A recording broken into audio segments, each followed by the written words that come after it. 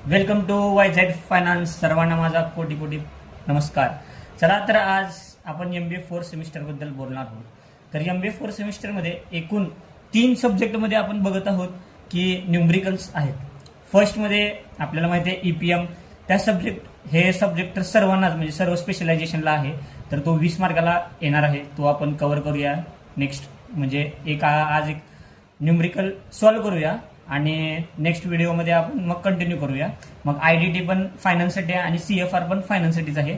ते 10 मार्काला आहे, पण CFRचं माहीत नाही, नवीन सब्जेक्ट आहे, तर आपण त्याच्याबद्दल पण थोडं स्टडी करून नेक्स्ट व्हिडिओमध्ये आपण त्याला कव्हर करूया न्यूमरिकल्स वगैरे.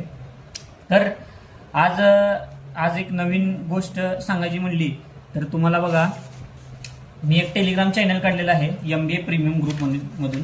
या यूट्यूब डिस्क्रिप्शनमध्ये तुम्हाला लिंक देणार आहे. जेव्हा तुम्ही त्याला क्लिक करताल त्या ग्रुपमध्ये तुम्ही ऍड व्हा. मग त्या ग्रुपमध्ये तुम्हाला 11 रुपयाचं पेमेंट करावं लागेल. डिस्क्रिप्शनमध्ये UPI ID दिलेला आहे. मग ते तुम्ही जेव्हा पेमेंट करताल तेव्हा त्याचं स्क्रीनशॉट तुम्हाला त्या ग्रुपवर टाकावं लागेल. मग तुम्हाला या MBA प्रीमियम ग्रुप चॅनलमध्ये ऍड करण्यात येईल. मग त्याच्यामध्ये सर्व काही तुम्हाला नोट्स असू दे किंवा मी कुठले क्वेश्चन सॉल्व्ह केलेले आहेत, कुठले नाहीत, अजून तुम्हाला काही पण क्वेश्चन अडल्यास तुम्ही त्यावर फोटो टाकलात तर तुम्हाला ते आन्सर रिप्लायमध्ये भेटून जाईल. अजून समजा आता थर्ड सेमिस्टरमध्ये तुमचा ॲडव्हान्स फायनान्शियल मॅनेजमेंट पण तुमचं काही राहिलेलं असेल, काय प्रॉब्लेम असेल तरी पण तुम्ही त्यावर फोटो टाकू शकता आणि बघू शकता की मी तुम्हाला त्याचा आन्सर वगैरे देईन किंवा यूट्यूब व्हिडिओ वगैरे टाकून देईल. ॲडव्हान्स फायनान्शियल मॅनेजमेंटसाठी थर्ड सेमिस्टरमध्ये आहे. आणि आता तुम्हाला माहीतच आहे की फोर्थ सेमिस्टरमध्ये EPM, इनडायरेक्ट टॅक्स आणि कॉर्पोरेट फायनान्शियल रिस्ट्रक्चरिंग हे महत्त्वाचे न्यूमरिकल्स आपल्याला येणार आहेत, तर आपल्याला ते पूर्ण करावं लागतील. ठीक आहे. तर आता या डिस्क्रिप्शन लिंकमध्ये जाऊन तुम्ही टेलिग्राम ग्रुप जॉईन करून घ्या आणि डिस्क्रिप्शनमध्ये टेलिग्रामच्या तुम्हाला तिथे UPI ID भेटून जाईल. तिथे 11 रुपयाचं पेमेंट करून स्क्रीनशॉट टाकून द्या. तिथे लगेच तुम्हाला MBA प्रीमियम ग्रुप चॅनलमध्ये ऍड करण्यात येईल. ठीक आहे. तर चला आज आपण EPM चालू करूया. फर्स्ट एक नॉर्मली आपण एक न्यूमरिकल सॉल्व्ह करूया. ठीक आहे. मी तुम्हाला निरालीमधून एक मस्तपैकी एक न्यूमरिकल दाखवतो आणि तुम्हाला ते एक PDF करून मी तुम्हाला त्या ग्रुपवर टाकून देईल. ह्याचा फोटो समजा तुमच्याकडे निराली नसेल तर हा प्रॉब्लेम नंबर 1 मी तुम्हाला ह्याचा स्क्रीनशॉट वगैरे मारून घ्या तुम्ही. मी तुम्हाला मस्तपैकी सॉल्व्ह करून देणार आहे. हा प्रॉब्लेम गिव्हन कसा करायचा किंवा ह्याचं पूर्णपणे सोल्युशन कसं आहे, हे जे आन्सर आहे मी माझ्या भाषेत वेगळं देणार आहे, एकदम सिम्पल. पण तुम्ही हे पण बघू शकता, मी तुम्हाला दोन्ही पण देणार आणि मी पण जे आन्सर सोडवलेलं आहे त्याचा पण तुम्हाला फोटो ग्रुपवर टाकण्यात येईल. चला तर मग ठीक आहे. हे तुम्ही क्वेश्चन बघा, पेज नंबर 1.42 वर आहे, निरालीमध्ये आहे. ठीक आहे. चला ठीक आहे. तर मी आता गिव्हन डायरेक्ट वाचतो, वरचं तुम्ही वाचून घ्या. ठीक आहे. गिव्हन बघा काय दिलं आहे, material wages and other variable cost 1320 per unit दिलेलं आहे. आता बघा हे मटेरियल वेजेस म्हणजे अदर व्हेरिएबल कॉस्ट म्हणजे हे आपलं व्हेरिएबल कॉस्ट आहे पूर्ण.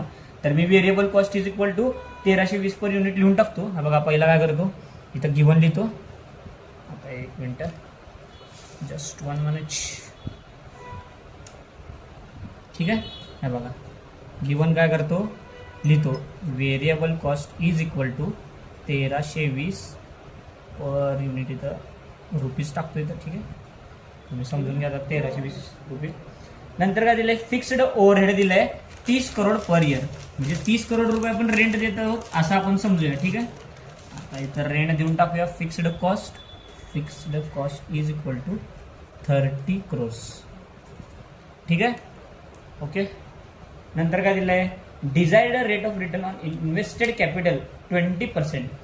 आपण जेवढं इन्व्हेस्ट केलेलं आहे कॅपिटल त्याचं रेट ऑफ रिटर्न आपल्याला 20% आहे. ठीक आहे. आता मी काय करतो, इथं rate of return is equal to 20%. ठीक आहे. नंतर काय, नॉर्मल व्हॉल्यूम किती आहे, 10 लाख काय वाटतं. ठीक आहे. 10 लाख युनिट्स आहे. 10 लाख युनिट्स मी लिहितो म्हणजे त्यांचं व्हॉल्यूम. आता समजा त्यांच्याकडे एक मशीन आहे तर त्यांनी प्रोड्यूस करू शकते नॉर्मल व्हॉल्यूम 10 लाख युनिट्स करू शकते नॉर्मल. ठीक आहे. म्हणजे आता सध्याला 10 लाख युनिट्स त्यांनी करू लागले. ठीक आहे. आणि नंतर काय, invested capital 90 crores. Okay. Invested capital invested capital 90 crores. बरोबर. आता त्यांनी आपल्याला काय विचारलेत बघा, दोन सिच्युएशन दिलेत, त्या दोन्ही सिच्युएशन आपल्याला सोल्युशन विचारलेत. What net income percentage based on rupees sales is needed to attain the desire rate of return. म्हणजे आपल्याला त्यांनी रेट ऑफ रिटर्न काढा म्हणलं आहे. आता बघा त्यांनी काय केलं आहे, 90 crores इन्व्हेस्टमेंट केलेलं आहे. तर त्यांचं एक्सेप्ट म्हणजे काय म्हणते, त्यांचे एक्सपेक्टेशन्स 20% आहे. म्हणजे 90 crores इंटू 20% म्हणजे 18 crores, म्हणजे 18 crore त्यांना पाहिजे. पण ऍक्च्युअलमध्ये त्यांचं व्हेरिएबल कॉस्ट एवढं आहे, फिक्स्ड कॉस्ट एवढं आहे. तर त्यांचं प्रॉफिट किती असेल आणि त्यांचं रेट ऑफ रिटर्न काय आहे ते आपण आता काढून बघूया. आणि सेकंड सिच्युएशनमध्ये काय, what rate of return on invested capital will be earned on sales volume of 15 lakh and 5 lakh units respectively. समजा आता बघा, आता 10 lakh युनिट्स आपण इथं प्रोड्यूस केलेलं आहे. तर त्यांनी काय म्हणतात की 15 lakhs आणि 5 lakhs युनिट्स प्रोड्यूस केल्यानंतर प्रॉफिट किती येईल आणि return on rate of return किती असेल. तर आपण इथं फर्स्ट सिच्युएशन कॅल्क्युलेट करूया. इथं काय करतो, फर्स्ट सिच्युएशन. ठीक आहे. फर्स्ट सिच्युएशनमध्ये आपण बघू, इन्व्हेस्टेड कॅपिटल समजा 90 crores आहे. ठीक आहे. आता बघा, इन्व्हेस्टेड कॅपिटल 90 crores आहे. तर रेट ऑफ रिटर्न किती असेल. ठीक आहे. तर नेट इन्कम आपलं किती असेल, मी म्हणलो तो 18 crore. तर आपण इथं net income is equal to 90 crores into 20%, that is 18 crores. बरोबर. मग आता आपण बघूया ह्याच्यामध्ये तुम्हाला आता first semester, second semester, third सेमिस्टरमध्ये आपण इथं लिहिलेलं होतो सेल मायनस व्हेरिएबल कॉस्ट. आता इथं तुम्हाला माहीत असेल बघा, sale minus variable cost, contribution minus fixed cost, हे इन्कम स्टेटमेंट आहे. तुम्हाला माहित आहे, हे इथंपर्यंत तुम्हाला माहीतच असायला पाहिजे. आपण शिकलेलंच आहे, एवढं काय तुम्हाला प्रॉब्लेम येणार नाही. इथं मी फक्त काय करतो, युनिट्स लिहितो. म्हणजे तुम्हाला कळेल की हे युनिट्स आणि हे रुपीज. ठीक आहे. इथं काय करतो, इथे रेशो टाकतो. ठीक आहे. येस. ओके. आता बघा, हां ठीक आहे. आता आपल्याला दिलेलं आहे 18 crores प्रॉफिट दिलेलं आहे. ठीक आहे. मी 18 crores प्रॉफिट लिहून टाकतो इथं. हा बघा, नेट इन्कम म्हणजे आपला हे प्रॉफिट आहे, म्हणून मी काय करतो इथं 18 crores लिहून टाकतो. आणि आपल्याला फिक्स्ड कॉस्ट पण दिलेलं आहे 30 crores. आपल्याला फिक्स्ड कॉस्ट 30 crores दिलेलं आहे, 30 crores. आता 18 + 13 48 crores. बरोबर. अजून आपल्याला काय काय दिलेलं आहे बघा, व्हेरिएबल कॉस्ट 13 पर युनिट. म्हणजे युनिट्समध्ये इथं व्हेरिएबल कॉस्ट समोर मी 1320 युनिट्स लिहितो, 1320 युनिट्स. अजून काय दिलेलं आहे का आपल्याला, नाही दिलेलं. आता बघा, आपण कॉन्ट्रीब्युशन पर युनिट पण काढू शकतो. कसं बघा, 48 crores आपल्याला कॉन्ट्रीब्युशन आलेलं आहे, पण व्हॉल्यूम किती आहे, 10 lakh युनिट्स.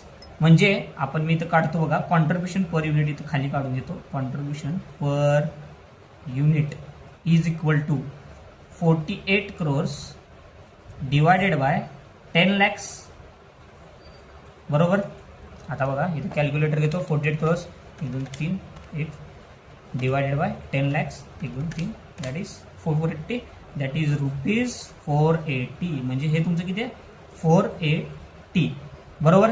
आता बघा, 480 प्लस 1320 ॲड केलो, 1800 म्हणजे 1800. म्हणजे तुम्ही एक युनिट 1800ला सेल केलात आणि पर युनिटला तुमचं 1320 रुपये तुमचं खर्च आहे आणि 480 तुमचं कॉन्ट्रीब्युशन आहे. हे तुम्हाला इथंपर्यंत कळालं आहे. तर काय नाही, 1800 इंटू तुम्ही 10 लाख युनिट्स केलात तर तुमचं सेल येऊन जाईल. बघा, 10 लाख युनिट्स तुमचं आहेत. बरोबर. बघा, 10 लाख तुमचं व्हॉल्यूम आहे, म्हणून मी कॅल्क्युलेटरवर 10 लाख घेतलं. इंटू एक युनिट कितीला, 1800ला आहे, म्हणून इंटू 1800 करतो, इंटू 1800. ठीक आहे. म्हणजे किती आलं, 18 crores 180 crores, सॉरी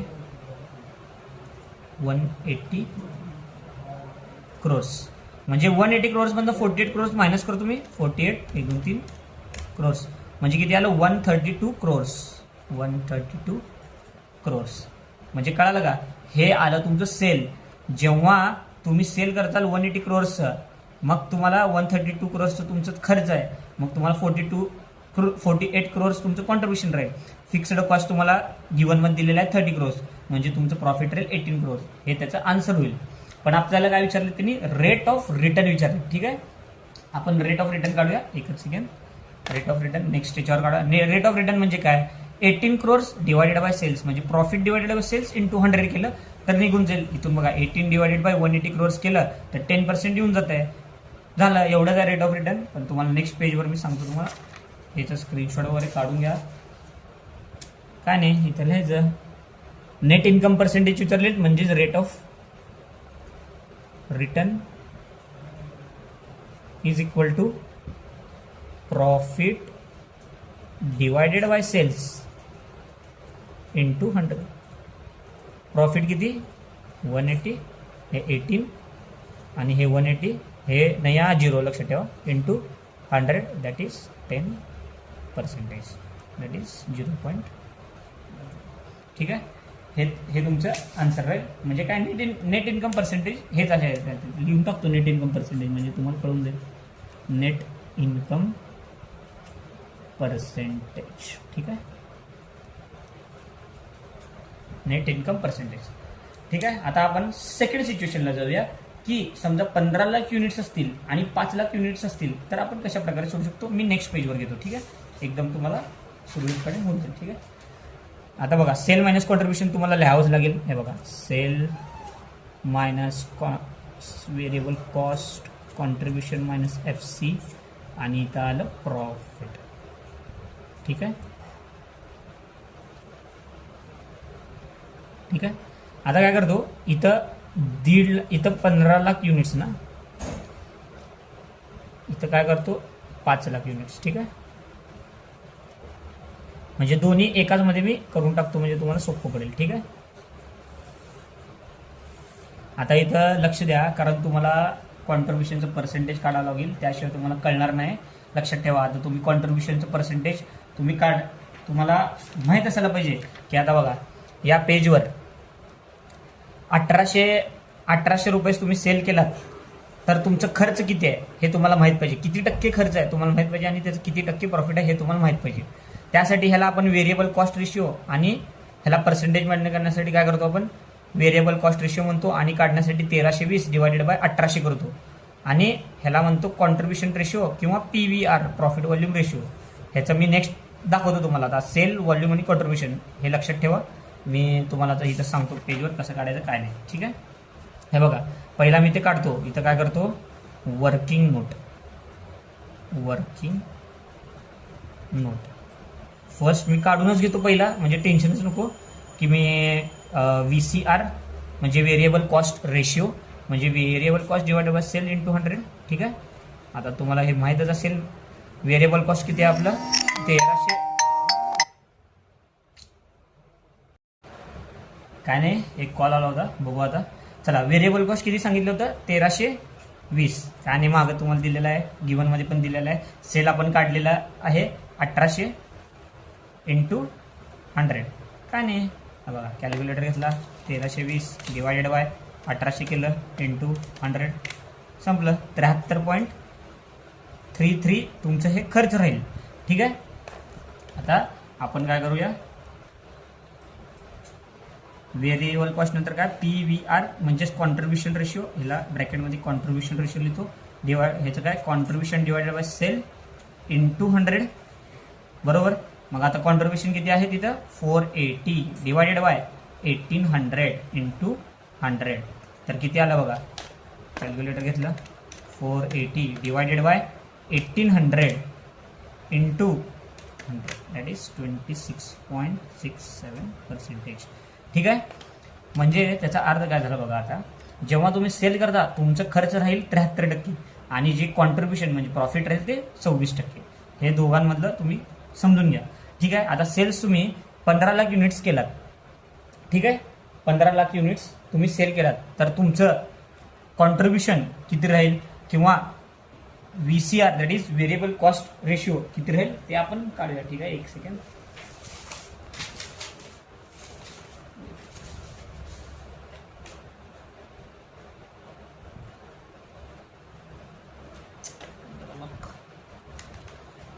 ठीक आहे, आता बघा आपण 15 लाख युनिट्स आपण काय करूया, 15 लाख युनिट्स इंटू आपण किती आहे, आपलं सेल किती 1800 रुपयाला होता. ठीक आहे, पण 1800 रुपये आपण करून टाकूया. तर 15 lakh 15 lakh into 480 sorry 15 lakh into 1800 रुपये आपलं पर युनिट आहे, म्हणजे 270 क्रोर्स आहे. हो का, 270 क्रोर्स आहे. मग मी तर काय करतो, 270 क्रोर्स. ठीक आहे. डायरेक्ट व्हेरिएबल कॉस्ट तुम्ही 73% पण काढू शकता, आणि तुम्हाला माहित आहे त्याचं 1320 पण करू शकता. मी काय करतो इथं पर्सेंटेजने काढतो, म्हणजे सोपं पडेल. 270 इंटू आता क्रोर्समध्ये असेल म्हणजे इंटू 73.333333 पर्सेंटेज, दॅट इज 197.999 म्हणजे 198 क्रोर्स, दॅट इज 198 क्रोर्स. आता दोघांमधून मायनस करून टाकू म्हणजे आपल्याला इथं सोपं पडून जाईल. 270 मायनस 198, ठीक आहे, 72 क्रोर्स. 72 क्रोर्स. आता तुम्ही लक्ष द्या, फिक्स्ड कॉस्ट आपलं फिक्स असते 30 क्रोर्स. बघा एकदा क्वेश्चनमध्ये 30 क्रोर्स आहे. येस, 30 क्रोर्स आहे, म्हणजे 30 क्रोर्स आपण मायनस करावं लागेल. 72 मायनस 30 म्हणजे 42 क्रोर्स तुमचं प्रॉफिट राहील. कधी, जेव्हा 15 लाख युनिट्स तुम्ही सेल करता. आता 5 लाख युनिट्स आपण करून टाकू. बघा लगेच मी तर काय करतो, कॅल्क्युलेटर घेतो. 5 lakh into 1800 that is 90 crores. 90 crores लगे काय करतो, हे 90 crores into 73.3333 percentage, that is 65.99 म्हणजे 66 क्रोर्स. 66 क्रोर्स. त्याला मायनस करून टाकतो लगेच. 90 minus 66 that is 24 crores. 24 crores. आणि फिक्स्ड कॉस्ट आपलं फिक्स असते 30 क्रोर्स. या ह्याच्यामध्ये आपला लॉस झाला म्हणजे बघा 24 मायनस 30 दॅट इज -6 म्हणजे 6. आता 6 क्रोर्स हे आलं ना, तर 6 क्रोर्स मायनस आलं, तर ह्याला काय करायचं, कधी पण ब्रॅकेट करायचं म्हणजे आपलं उत्तर मायनसमध्ये आलेलं लक्षात आलं. ब्रॅकेट म्हणजे हे आन्सर मायनसमध्ये आहे हे लक्षात ठेवा. आता आपल्याला ह्याच्यावरून काय काढायचं, रेट ऑफ रिटर्न काढायचं आहे. इन्व्हेस्टेड कॅपिटल 90 क्रोर्स आहे आणि रेट ऑफ रिटर्न आपल्याला काढायचं आहे. एकदम सोपं आहे. ठीक आहे, चला मग याचं इन्व्हेस्टेड कॅपिटल म्हणजे रेट ऑफ रिटर्न आपण इथंच काढून टाकूया. रेट ऑफ रिटर्नचं फॉर्म्युला मागे लिहिला आहे, profit divided bye invested capital. Profit किती आहे आपला 42 क्रोर्स डिवायडेड बाय 90 किती आहे आपलं, ओके 90 क्रोर्स इंटू 100. ठीक आहे, म्हणजे आता निघून जाईल 42 डिवायडेड बाय 90 पर्सेंटेज 46.67 म्हणजे 46.67%. ठीक आहे, आणि ह्याचं काय, ह्याचं तर मायनसमध्ये येणार. -6 divided by 90 into 100 that is, हे बघा 6 दाबलो इथं plus minus divided by 90 percentage that is -6.67 म्हणजे -6.67% म्हणजे नियरली. आता तुम्ही बघितलं असाल तर 7%.